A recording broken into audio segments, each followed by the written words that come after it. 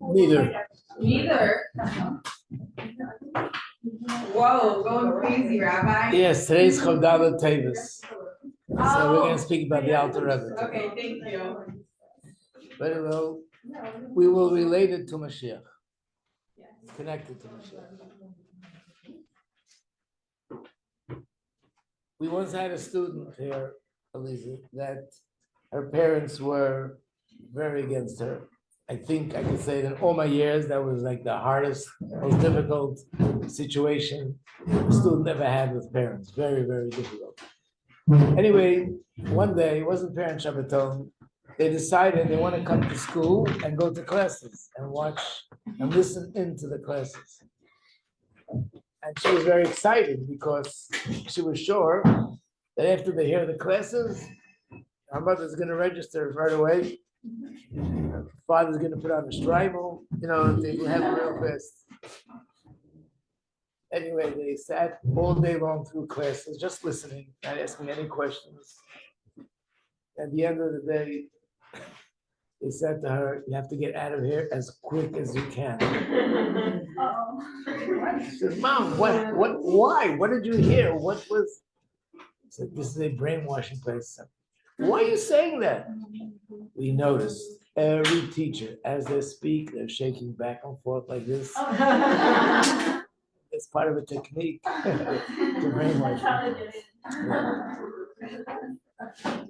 I don't know if you know that it says in the Zohar writes the reason why people shake back and forth when they're studying Torah or doing mitzvahs is because it says that the neshama is compared to a candle, a flame, and a flame is always shaking back and forth. It's not steady like everything else. But they didn't know that. What? It's called shuckling. Shuckling, right. The first time I heard that, chuckling. Yeah. So today is the yahrzeit, the day of passing of the Alter Rebbe. And the day of passing of a tzaddik, and really the day of passing of every person, has two aspects to it. One which is something sad, of course, but there's also something about it that's as a positive thing. In fact, it says in Gemara, in the Chumash, there's a portion of the Chumash that talks about the story of Miriam. Miriam, the sister of Moshe Rabbeinu, talks about her passing. And the next subject in the Torah is about the red heifer. Red heifer is in the Parsha of Bamidbar, Parshas Chukas. It talks about this certain impurities that there's only one way it could be atoned, and that by bringing a calf, which is a red calf, it's called the red heifer, Parah Aduma. And the Gemara asks, why are these two subjects in the Torah one next to the other? It comes to teach us that just like when they bring the red heifer, that brings atonement. The passing of a tzaddik or a tzaddikis brings atonement to the whole generation. So the way it's explained, and it's explained this way specifically in Chassidus. In the circles outside of Chassidus, the emphasis is more the tragic part of it. But in Chassidus, the emphasis is this part of it. And what is it connected to? Again, it's a deep subject. There's two chapters in Tanya. The book of Tanya with Alter Rebbe devotes two chapters to explain this. It's chapter 27 and 28 in the fourth volume of Tanya. But the general idea behind it is that the neshama, the soul of every person, is infinitely more powerful, much greater than what we actually experience. But because the soul is in the body, and the soul is confined to the body limits the soul. That the soul can't really exercise its real, true potential. When the neshama leaves the body, or it's no longer connected to the body in the same way, then the potential of the neshama is released. And now the neshama, its potential is almost like unlimited compared to the way it was before. But it says that as a result of that, not only the neshama, but everything that tzaddik did It really applies to every person. Everything positive they did throughout their lifetime, all the Torah they studied, all the mitzvahs they observed, all the good deeds that they did on the day of their passing, because now the soul is less connected to the body, the effect and the impact, everything they did their whole lifetime, is also now more unlimited than ever before. So it means the person lived 70 years, 80 years, or 100 years, 120 years, accomplished tremendous things, but the end result of what they accomplished is not finished. The day of their passing, then it has a whole new level of an impact on the world because their soul is no longer limited the way it was before. And every year on that anniversary, it's not only a day that we commemorate because it's a historic day and we put it on the calendar, but actually it means that whatever happened the first time happens every single year on the day of the passing.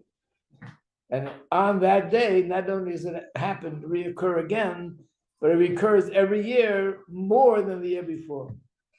So if this year is, if this, I don't know the number exactly, but if it would be 200 years, that means whatever impact the Alter Rebbe's passing had on the world and elevating the world, refining the world, is 200 times stronger. So it's a special day, and it's a day for that has certain merit to it, which means our prayers will be more readily accepted. It means that today that if we make certain hachlatas, it'll be easier to observe them. So therefore, the thing to do today is to talk a little bit about the Alter Rebbe, and I want to speak specifically about this day of the Teves. And some of you are in the other class, so it'll be a review. I'll try to see if I can insert something new that you didn't hear there. But generally speaking, what is it that led to the Alter Rebbe's passing? He was 68 years old. The Alter Rebbe in general was very physically strong. And what led to his passing was the following. At that time, this was the year that the Alter Rebbe was nostalgic, was 1812 or 1813. 1813. And that time there was a war raging between Russia and France. So Napoleon wanted to conquer Russia. So it was the Napoleon and the Tsar. And there was a difference of opinion amongst the tzaddikim of that generation, who we as Jews should pray for that they should win. There were certain tzaddikim, and specifically one tzaddik who was sort of the head of this opinion, that Napoleon should win because Napoleon was somebody who was giving freedom. The Jews would have much more freedom under him and be less persecuted under him because he was into more like the modern way of thinking and that people to bring a liberalism into the world, and that would allow Yidden to do whatever they need to do. On the other hand, the Tsar was persecuting Yidden. The Alter Rebbe, his opinion was the opposite. And what was the reason behind his opinion? Because he said that even though Napoleon would give Yidden freedom, and certainly on a physical level, we'd have it better, but his ideology was totally in contrast to Yiddishkeit. He did not believe in God. In other words, he believed in total freedom. There's no one there that can tell me what to do, not even Hashem himself, but he didn't believe in Hashem. He denied the existence of God. And therefore, this would have spread to Russia, where most of the Jews lived at that time. And in other words, had he won, Yidden would become alienated from Yiddishkeit. And Alter Rebbe said, of course, that would be so much worse. Then the Alter Rebbe also did another thing. Besides the fact that he prayed for the Tsar to win, he did more than just praying. He also called in one of his Chassidim. His name was Rabbi Majeski, and he gave him a shlichus. He gave him a mission. And the mission was that he should become a spy to help the Russian army. And that is because he knew both languages. He knew Russian and he knew French. And they needed someone to translate from one language to the other or to interpret. And he was the perfect candidate. So he was one of the people that they hired. But while he was doing his work, he was listening into conversations and he knew some of the plans. He found a way of giving it over to the Russian army. And as a result of that, a few times where the French army planned a surprise attack against the Russian army, it failed because the Russian army was prepared and they were in shock. How is it possible that they knew about this? Only the top generals knew about this plan. So they understood that someone is not being, loyal. They had no idea that it was this chassid. They thought it's one of the generals. This is the story that I think you must have heard it before. I think I myself must have mentioned in a class. This is the famous story where the chassid said that what I studied in Chassidus saved my life. And that is that one day, as they were in a room, it was a big room, he was sitting in one end of the room and he was translating documents. And the generals were sitting at the other end of the room making plans, and he was listening in.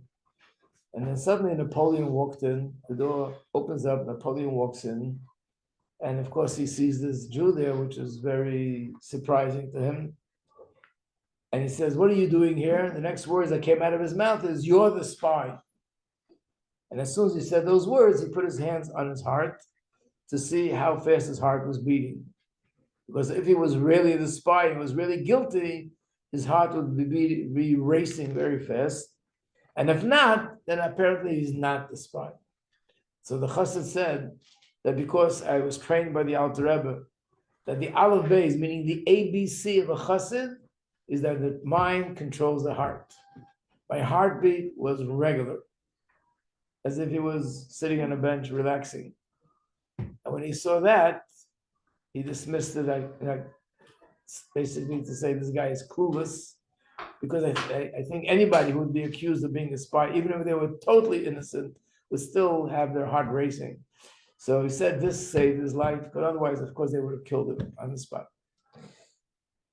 And because of this, the Alter Rebbe's family merited that the Russian government, the Tsar's government, granted him a certain title of honor, and they gave him a certain protection, which lasted for the Alter Rebbe, the Mitzvah Rebbe, Tzemach Tzedek, all the way down until the Tsar's kingdom fell and the communists took over. And it was all because the Alter Rebbe helped them in that war. So this is the war that after a certain point, the Alter Rebbe prayed for that, and he also said that he said to the Chassidim that after a certain point that it was decreed in heaven that Napoleon will lose the war and the Tsar will win the war, and they shouldn't worry. But at a certain point, Napoleon did go into Russia, and he did reach as far as Moscow. And at that point, the Chassidim came running to the Alter Rebbe, and they were hysterical that it looks like his words are not being fulfilled. And the Alter Rebbe swore to them. He took an oath, which was very unusual for the Alter Rebbe to do. And he told them that he swears that Napoleon, what he just happened is temporary, and he'll still be retreating, and he'll be humiliated, it'll be over. The Tsar is winning this war. Part of the process of him, and that's what happened, as we know, that it was very short-lived, because they couldn't handle the freezing cold weather in Russia, and they lost the war. But the Alter Rebbe also said that initially that it was decided in heaven that whoever blows shofar first on Rosh Hashanah will have it his way. So the Alter Rebbe was the one who was praying that the Tsar should win the war. The other Rebbe, what they say his name was Rabbi Yisrael of Kozhnitz, was praying that Napoleon should win the war. And they both knew about this announcement in the heavenly court, so they both raced to blow shofar first. So the other Rebbe basically got up as early as possible, and there's a certain point when you can't daven before that point, you can't blow shofar before that point. As soon as it became dawn, he immediately began to daven as fast as he can, race through the siddur, and was about to blow the shofar, and then he said, "Too late. The Alter Rebbe is ahead of me." How did the Alter Rebbe manage to come ahead of him? The Alter Rebbe did something different. He got up as early as possible, waited for the moment of break of dawn when you're allowed to start doing things, and before he davened, he already blew the shofar. So he was ahead. And the Rebbe once said that this teaches us a lesson, and we learn from this that not always, there's a certain order to things, and sometimes there's a situation where you can go out of the normal order. And one of the things I referred to was shlichus. People go on shlichus are doing things that in normal circumstances, things would be different. They'd go to shul every day, down with the minyan every day. Here they go out to a place where there's no minyan, can't find 10 people to daven. There's a whole week without a minyan, or other things that are lacking because they're out there. But because it's a circumstances which are sort of, it's crucial, we go out of our way, we do things not in the regular order in certain times. But that was what led to the Alter Rebbe's victory. And then this is also connected to the song which we call Napoleon's March. Because when they told the Alter Rebbe that Napoleon went into Russia, and it looks like he's going to capture them, the Alter Rebbe, he's going to defeat the Russians. The Alter Rebbe said, no, he'll be defeated. But he asked them, what was the song of victory, the march of victory that the army sang? And they sang the song. The Alter Rebbe said, this march is a true march of victory. But ultimately, he won't be victorious, but the Tsar will be victorious. So it's interesting to think, and what happened was that the Alter Rebbe basically was on the run. He left his hometown. His hometown was a place called Lozhna. He left his hometown, not Lozhna, Lozhna. He left his home, I made a mistake, Ladi. It was the city of Ladi. And he left that hometown. The reason why he left was because Alter Rebbe said that Napoleon was a very strong force of evil, force of klipa. Obviously, we see the power that he had and the things that he accomplished. And he was actually a sorcerer. He actually used sorcery to do some of the things that he did. And the Alter Rebbe said that he doesn't want to be under his jurisdiction, even for one moment. So he and all the family that lived there left the town, and they just were on the run. After the Alter Rebbe left the town, he also, because he helped the Russian army, they had soldiers escorting him. And after they traveled for a few miles, Alter Rebbe said, I have to go back, which he did. What did he want to go back for? He sent the chassid into the house to search and make sure there's nothing left there. And he went to search the house. All he could find was a pair of old slippers. And he brought it to the Alter Rebbe. Then the Alter Rebbe said to set the house on fire and burn it down. Later, the Alter Rebbe explained why did he do this? Because he is a sorcerer.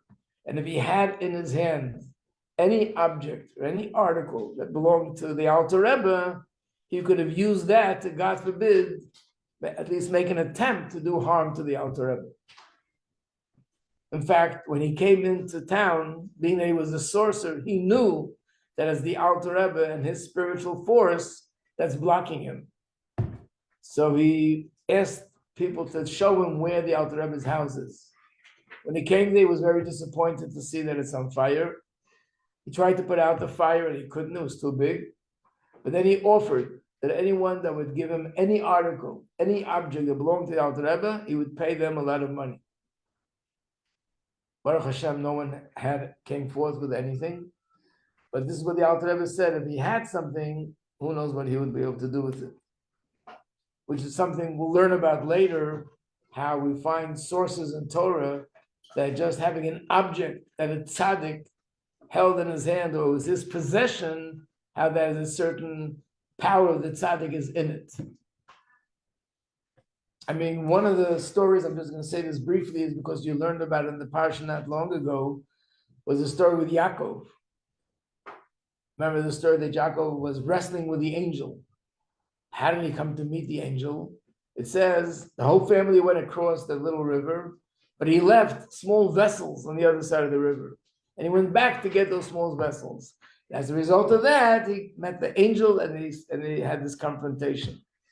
But Rashi writes, why did he go back? Because tzaddikim, their possession is very precious to them. Very precious. It doesn't explain why. According to Chassidus, means there's something invested from the tzaddik and everything that belongs to him. Just to bring out the point that, for example, on the positive end, when a person has an object that belongs to a tzaddik, like a person has a dollar that the Rebbe gave them, a person has a tanya that the Rebbe gave them, These are things that have a certain spiritual power to it, a certain holiness to it, that can bring bracha to a person. In that case, he wanted to use it, God forbid, in the negative way. So it's an interesting thing that shows us what was the Alter Rebbe occupied with the last days of his life, because he was on the run. As I began to say, that this is what led to his passing. He was on the run. It started at the end of the summer of that year, and then it went into the months of the winter, which is freezing cold weather. Actually, it looks like Napoleon was even pursuing him on the road, so he kept moving from one place to the next and hiding. And because it was very freezing cold weather, Alter Rebbe got sick. And then he passed away in this village called Piena. And he's buried in the city called Hadich or Gadich. And actually my father-in-law's family, that's where they lived, in that city, Gadich. And his brother, his name was Yosef Dansberg, he was the one who was in charge of the Ohel of the Alter Rebbe. That was his function. So the interesting thing that we see that the Alter Rebbe, for the last few months of his life, what was he busy with? Fighting with Napoleon. I mean, I would think that he's busy learning, davening, fighting with Napoleon. But if we understand why the Alter Rebbe did this, it wasn't just about Napoleon. This was doing something that was going to affect the entire world. The Alter Rebbe saw that if he is such a power of Klippa, if he would win the war, his ideology, which was not to believe in Hashem, would spread in a way that, God forbid, this would lead to massive assimilation. And that's what the Alter Rebbe was busy with. But the interesting thing is that if you ask anyone that studies history, French history and Russian history, I'm sure there's somebody in the room that studied Russian history. And probably in the books in Russian history, they have nothing about the Alter Rebbe there. No, nothing. Nothing about Jews in general. No, they don't even write the story with the shofar. Nothing. No. So here in the Sikha, it says it was the Alter Rebbe's blowing shofar before Rosh Hashanah that it happened. Now, not only they don't acknowledge that it's the Alter Rebbe, they don't acknowledge that there's a heavenly court that makes these decisions altogether. But we understand that everything that happens down here, especially things that happen on a larger scale, all happens because of up there. Hashem makes the decision. And when Hashem makes the decision, then things happen down here accordingly. So the fact that they miscalculated, if you put it that way, and they sent their soldiers into Russia, and they were totally unprepared, and therefore they were defeated, all that was orchestrated by Hashem because Hashem wanted them to be defeated. And what was what brought that bracha that they would be defeated? That was because of what the Alter Rebbe did in his way of davening and everything else that he did in order for this to happen. So it wasn't just something about a king or a person. It was something global that relates to all of Yiddishkeit. We find something similar to this, where a number of times we find in the Sikhs about things that are happening in the world, where in the Sikhs they go on to explain that the reason why this and this happened in the world was because of what this and this tzaddik did, and so on. In other words, we see things happening out there, but it's related to things that are going on a higher plane, and we, through our davening and through our mitzvahs, we can make that difference.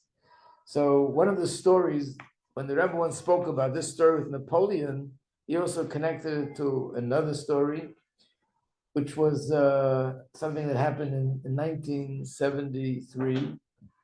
And the Rebbe said that in 1970, we all know there's a song that we sing.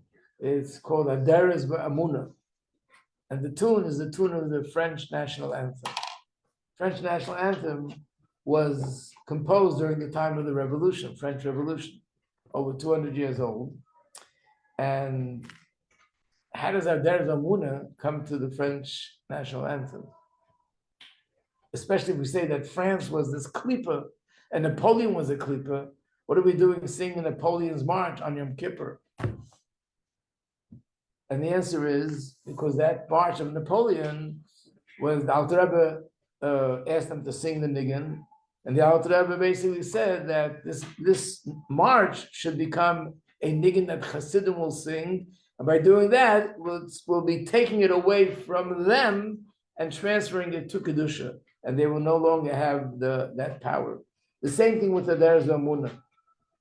The Rebbe said that something very strange happened in France, and that is that in 1973, a few months after the song Derez Amuna began to be sung with the French national anthem. How did that happen? Was the Rebbe himself started that. It was a hakafis, they were dancing a hakafis. And by hakafis, as we know, the Rebbe dances the first hakafa and the seventh. And all the other, in between, the Rebbe would stand up front and watch the dancing and wave with his hand and sort of encourage the dancing. And then when he stopped, they stopped the dancing and they would switch the Torah scrolls from one hakafa to the next. So it was the fourth hakafa, and everybody's waiting, they're getting ready to the dancing. And the Rebbe took a siddur, opened it up, and walked over to the end of the platform. And nobody knew where the Rebbe going, because that's not what he usually does. He opened it to the page which has the words Derez Amuna, and he began to sing it with this song, which is the French national anthem. From that point on, it was a song that we sang and sang by Fabrenis. So the Rebbe said a few months later, the Prime Minister of France decided to change not the entire song, but to change a certain beat in the song. And I remember someone who was, after the Rebbe had a Fabrengen, there were a group of people that would get together and review it in English. I was in that group. And someone said that during the week, he called up the French consulate and asked them, do they have on record that this song was ever changed? So the one who answered him said, no, he doesn't know anything about it, but call the cultural department, maybe they know. He called the cultural department, and they said, yes, it's true that in 1973, the Prime Minister changed a certain beat in the song. So he asked them, do you know the reason why? He comes back, he looked, no. He doesn't have a reason. Doesn't know why. So the Rebbe explained and said that the reason why was because once the niggin became a Hasidic niggin, which means it no longer belonged to the realm of Klippa, became something of Kedusha. So therefore, they let go. In other words, every country has an angel that's in charge of that country. Just like Esau had an angel that was his angel. It wasn't just an angel of Esau. He was an angel of the entire nation. Every nation has an angel that's in charge of that country. So the angel, realizing that this song was taken away from him, and now it belongs to Kedusha, so therefore the angel gave the thought to this prime minister that should let go of the niggin by changing the beat in the song. And people were questioning why the Rebbe spoke about it then. So the way most of the Hasidim understood it was, this was the time in 1992 where changes were happening in the Soviet Union. Big changes, slowly, gradually. 1990, the Berlin Wall came down. That was sort of the first thing. That year, it was probably 1989, because it happened on Rosh Hashanah, Tov Shin Nun. Before the year began, the Rebbe said, this year is going to be a year of miracles. Tov Shin Nun stands for Nisan. And on Rosh Hashanah, I think it was Rosh Hashanah, the wall came down. That was the beginning of the domino effect, a lot of other things that happened. And finally, on New Year's of 1992, was when the Soviet Union became a non-existent entity. And the Rebbe referred to that as a miracle, a very big miracle, a miracle that's, look what's happening in Iran now. They're trying to overthrow the country. Unfortunately, there's killings and there's bloodshed. And today they're saying that they believe there was 12,000 people killed already. And in any country, whenever there is a revolution, that's what happens. Here, there was a revolution, communist regime that lasted for 70 years, and it was called the Iron Curtain. Everyone knew that it's like you can't fight them, and it's something lasts forever. And all of a sudden, on that, it wasn't all of a sudden because things were leading up to it, but no one expected this to be. No one expected this to be on that. They announced that they're no longer going to be a communist regime, and it all happened without any fighting, without any bloodshed. And this was, of course, a miracle. But the Rebbe said it's part of the chain of miracles that are leading up to Mashiach. But the way Hasidim understood it is, and the way the Rebbe explains it, but this miracle is coming as a result of something. Just like in the times of Napoleon, his defeat came as a result of Torah and mitzvahs. And just like other things that happened to different nations came as a result of things that Yidden did. Even the story in the Chumash with Mitzrayim, what does it say? The Jews cried out to Hashem, and they begged Hashem that, to take us out of Golus. And Hashem said, I heard their cries. So all the changes that took place, that Egypt was given 10 plagues, and eventually they had the story with the Kriyas Yamsuf, and the Jews went out. It's all the result of the Yidden that cried. And Moshe Rabbeinu, he performed the miracles. So same here, things are happening in the world, but it's all the result of the Torah mitzvahs. One of the things that we see from this story is that we feel that the Rebbe wanted to allude to is to know that what's going on in Russia and what's changing in Russia, and the fact that the Soviet Union fell was not just because something changed politically, but something changed spiritually. And as a result of all the Torah and the mitzvahs and the belief in Mashiach and everything else, that is what affected the leaders of the country, that the wheels should turn differently in their heads, and they should decide to make this into a democracy instead of being what it was before. And now Yidden could learn, daven, do mitzvahs in total freedom like any other country in the world. And the same thing here, I want to say that applies to us today. We saw, and we continue to see constantly miracles that are happening in Eretz Yisrael, constantly.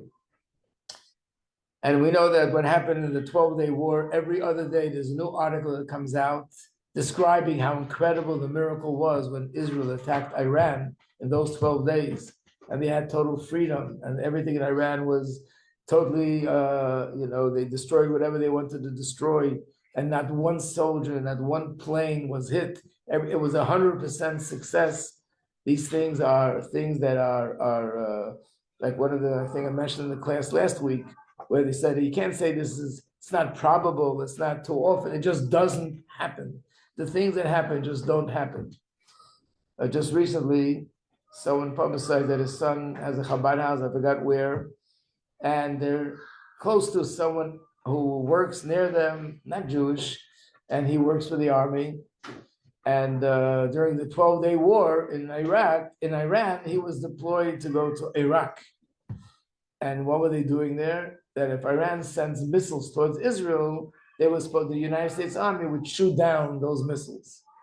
And he said all the equipment they had things which are, of course, very efficient, but by all accounts, it's 80% successful, which means 20% they can't guarantee it'll usually miss. So for 3 days, they were knocking down the missiles that were coming their way, and it was 100% successful, which never happens. And then he said, a few days after that, apparently the Iranians realized that they're there and they're shooting down missiles, so they sent the missile towards them. They got a message. The message was that in 30 seconds, a missile is going to hit your base. He said the message basically meant say goodbye to your wife and children. That's what the message meant. Anyway, they try to hide wherever they can. They waited 30 seconds. They waited 60 seconds. They waited 2 minutes, 3 minutes, 5 minutes. Nothing happened. So he said the next morning, they found this huge missile a mile away from where they were, just sitting on the ground. It was totally intact. It had the power to explode like any other missile. It just fell and did not explode. And he said, for sure, we protected the Jewish people, God protected us. That's what he said. Wow. These are the kind of miracles that have been happening. Same thing. Why are these miracles happening? We're constantly told, learn about Mashiach, give tzedakah for Mashiach. We should say to Hashem with Mashiach now, but you don't see anything happening. We do see things happen, we just don't make the connection. We're not realizing that what happened here is because of what we're doing here. And that's the point to bring out, that to understand that everything that we do in Torah and mitzvahs has an effect on the world. Sometimes you see it, sometimes you don't. Sometimes you see it, but you just don't see the connection.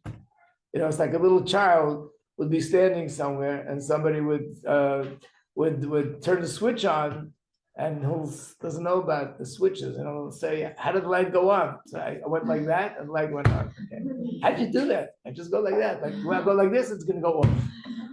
Go like that, it's gonna go on. And it's a big a game and a joke, but the truth is, this is happening because of what I'm doing. But if you don't have the intelligence, you don't see the connection. And by the way, if anybody would come out of their grave who lived 200 years ago, also wouldn't see the connection. He wouldn't understand. How could it be that you move this piece of plastic and the light goes on, the light goes off, the machine stops? Nothing would make sense. It's only now that we know about electricity that it all makes sense to us. So this is basically what is being taught here. One more thing that I want to say, because today you'll be going to see a collection of Tanyas. I want to just say a few words about that. As we know, the Alter Rebbe is the one who spread Chassidus. We just celebrated Yutas Kislev. The Alter Rebbe had put his life on the line to spread Chassidus. But even though Chassidus is, to this day, we can say there's literally a few hundred, if not close to 1,000 books, maybe a few hundred. The Alter Rebbe, the Mittel Rebbe, Tzemach Tzedek, Rebbe Marash, Rebbe Rashab, previous Rebbe, and our Rebbe. Each Rebbe probably had 40, 50 different books of Chassidus, but all of Chassidus is all sort of based on, and all comes out of the book of Tanya. It's all from Tanya. Tanya is like the basis that includes everything. And in 1984, that year was Tov Shin Daled Mem. And the Rebbe said the acronym of that year in Hebrew is it should be the years of the words of Mashiach, the words. And that year the Rebbe declared a year that we should print the Tanyas every place in the world wherever we can. Because Tanya is the hidden secrets of Torah, and the hidden secrets of Torah, that's what's going to be revealed when Mashiach comes. But what's the point in printing it? We understand the point in learning it, studying it. What's the point in just printing and going to Honolulu and printing in Tanya there? So the answer is that for generations, people studied the hidden secrets of Torah, but it was very few people in the generation. It was also studied in secret. It wasn't public. It was very sort of hidden, low profile. What started to happen was more and more people began to study. And who were the people? Well, the Torah scholars. Then came the Arizal, began to publicize it more. Then came the Baal Shem Tov, began to publicize it more. Each generation, it began to spread more and more. And by spreading Chassidus in the world, we learned in one of the classes, as you remember, this makes the world ready for Mashiach, who's going to be revealing the hidden secrets of Torah. But there's a big difference between studying it orally, writing it down on paper, and then printing it. The difference is that when something is printed, it becomes permanent. And there's a story with the Alter Rebbe's Svarim. The Alter Rebbe wrote Maimorim, which later were put into a book, and this book is called the Kuti Torah. These are also the basic, fundamental Maimorim of the Alter Rebbe on each parsha of the week. And this book was printed in 1848. So the fifth Rebbe of Chabad, the fourth Rebbe of Chabad, Rebbe Marash, asked his father, the third Rebbe of Chabad. The year 1848 came and went, and Alter Rebbe wrote somewhere that in the year 1848 is a year that's conducive for Mashiach to come. How come it didn't happen? So his father answered him, don't you realize that the Likutei Torah, which has these Maimorim of Chassidus, was printed for the first time? Of course, the Rebbe Marash said, yes, but we want Mashiach in the most physical, literal sense. But the question is, even to say that printing the Maimorim, which means revealing Chassidus in the world, is sort of the spirit of Mashiach, but this wasn't new. Excuse me. Thank you. It wasn't new. These Maimorim were already said by the Alter Rebbe 30, 40 years earlier. The only thing that was new is that it was printed. But the answer is when something's printed, its connection, its permanence in this world is so much more than it was before. And therefore, just printing Chassidus is another stage in revealing Chassidus in the world. So, the Rebbe brought out that Tanya should be printed in every place in the world. There are a lot of incredible stories of how they got it to be printed. And this is what you're going to hear. You'll be seeing when you go to this visit today, all the different Tanyas that were printed. He has some interesting stories of what were the results after it was printed, different things that the Rebbe did and told them. So the bottom line, it's a very special day today. And hopefully you'll take advantage. And this day it says that the Alter Rebbe davens for every single person in general, definitely for those who are connected to him, and especially those that do special things on the day of the Alter Rebbe's yahrzeit. Because there are a lot of people out there that know it's the Alter Rebbe's yahrzeit, but they're not so connected, so there's nothing happening. Then the Alter Rebbe, his praying and is asking for brachas for all people that need it is on a whole different level. So enjoy the day and Mir Hashem, enjoy the tour that you'll be having. So, Atzlacha Rabbi, everybody.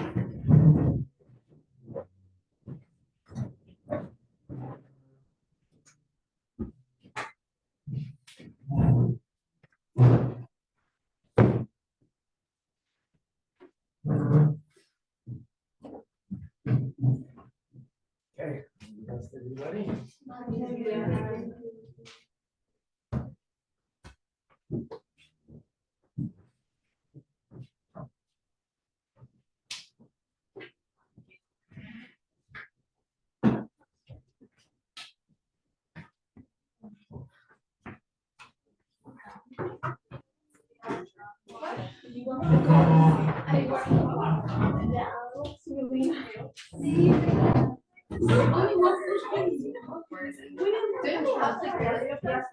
Yeah, really. There were then more boxes. I was trying to get out of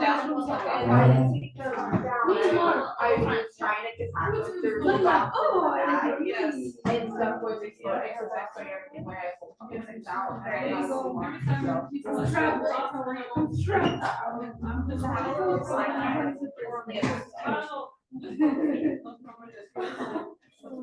Where are you going?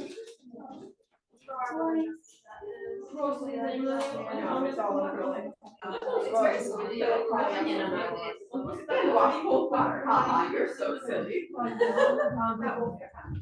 Oh. So, sorry, I accidentally texted Layable, but it works the same. I said, hi, this is what you're not the first person to text me like I'm better. But what did she say? She hasn't said anything yet. She said that she's gonna ask her mom and she'll get back to me, but she hasn't responded yet. Mañancita, señorita. Ken? Everyone's sitting at the table is wearing anyways. You're right, everyone is right. You don't have that. I know. And also,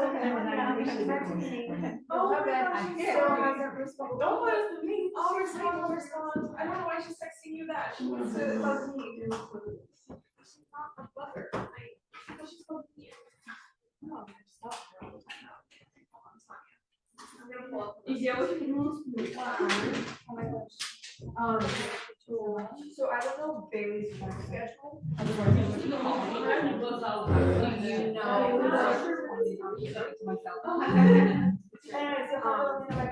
He's sign of. Yes, I'm waiting for someone to respond, so that's the problem. For junior. For the ideal, I'm waiting for Just her. maybe Maybe the the questions. but she's What not was it? responding. Okay, the. The one that I give you. No, it's not yours. But I already know. No, I might Say it be again? reading. I might. The problem is I don't have it. I'm waiting for someone to respond first. Yeah, You it's know, like- Bailey, And this is my. Of course she usual- has. I was like, I'm assuming you know Like, Bailey. yeah. She said she had And to send check them with for her a little husband, bit. and now we're waiting to see what. I know here. Oh, you do? Okay, so. I know about it. They So haven't I need yet. to call. Oh my Yeah. Of course, but the thing is, I I can can buy buy them one from from the the bank. and Brian. says, no, sorry, it's not happening. Yeah. I was like, yeah, I No, right. Very friendly. Don't worry about it.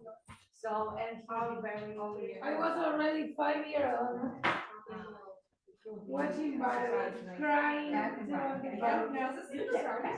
Yes, that's right. I don't know if I'm gonna pursue. Oh, But I wasn't thinking that. And he's very nice guy. Probably. Almost a village. My birthday is in November. No, this is someone else. Somebody else at 11, not 11, 10:30. Someone else asked that me for now and then meet with you at 10:30. I said, I'm gonna ask you. Now is better for you? And we meet now. Is that okay for you? Which class? Yeah. That I brought this first time. We're meeting at 3:30. Mine is, Yeah. It's okay. It's on. 61, and I think it's of the ritual.